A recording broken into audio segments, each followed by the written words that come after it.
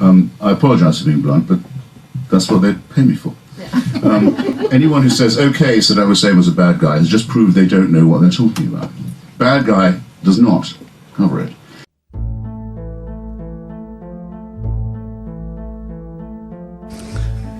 I suppose I'll start with Iraq, which was best described by, has best been captured by, under its old regime form, a brilliant author, an Iraqi English, half Iraqi, half English author called Kanan Makia, who had to write for a long time under a protective pseudonym of Samir al-Khalil, and wrote a tremendous book called The Republic of Fear, which is the best four-word description that one could have of the regime of Saddam Hussein.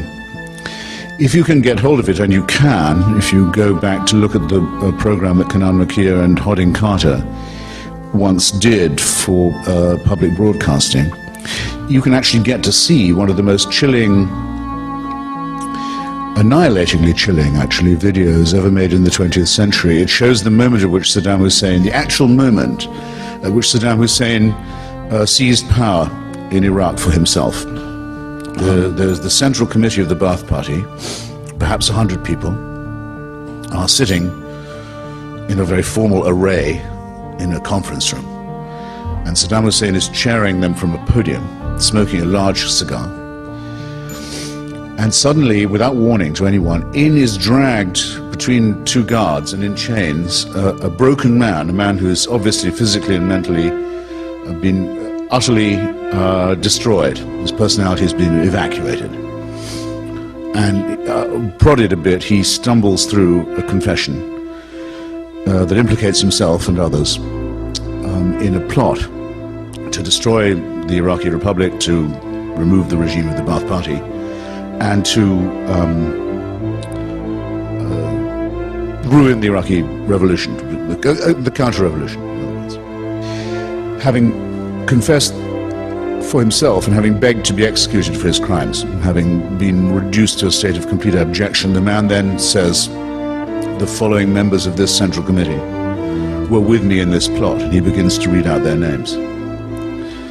Slowly. And as this happens, you can see it, the guards move every time a name is mentioned, and they grab the member of the Central Committee and lead him out of the door. And after about a dozen of these, there's panic. Sheer animal panic starts to spread among those who haven't yet been named. And in the hope that they're not going to be, they start screaming and jumping up and saying, "Glory to Saddam Hussein, our leader, all praise to him, the sun, the moon, the stars of Iraq," praying that it won't be them who are called next. Nothing makes any difference. The harvest just goes on randomly. They're taken off the chessboard and taken out until half of them are gone, and the rest are just limp and done for, and almost dying with relief that it wasn't them. It's the most extraordinary live show of a real, for keeps, political purge that you'll ever see. And then there's the second half, where the surviving half are told to go out in the yard and are given guns and are told to shoot the convicted half. Now they're in the plot. Now they are cemented to the leadership. Now, Kanan Makia in his book says correctly, he says, Hitler wouldn't have thought of that. Stalin didn't even think of that, and he thought about these things a lot, about how to get one member of the Central Committee to betray another member and keep them all guessing so that you're the ultimate beneficiary. But this, it's often, I think, very, very, very hard for people who live in civilized countries, democratic countries, to understand what it would be like to live even a day under a regime that was like this. I used to find in arguments about Iraq that I knew right away when someone didn't know what they were talking about. And the dead giveaway would always be when they would say, "All right, I agree, Saddam Hussein is a bad guy." I said, "That means you don't know anything about it.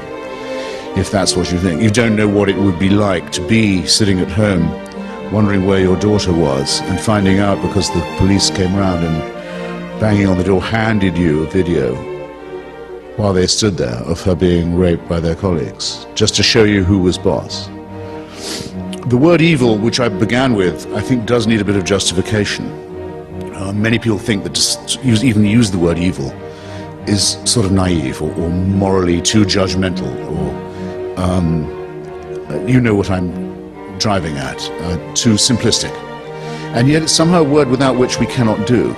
The person who spills their cup of coffee in the morning on a copy of the party paper that has the leader's picture on it, and everyone in the cafe goes completely quiet.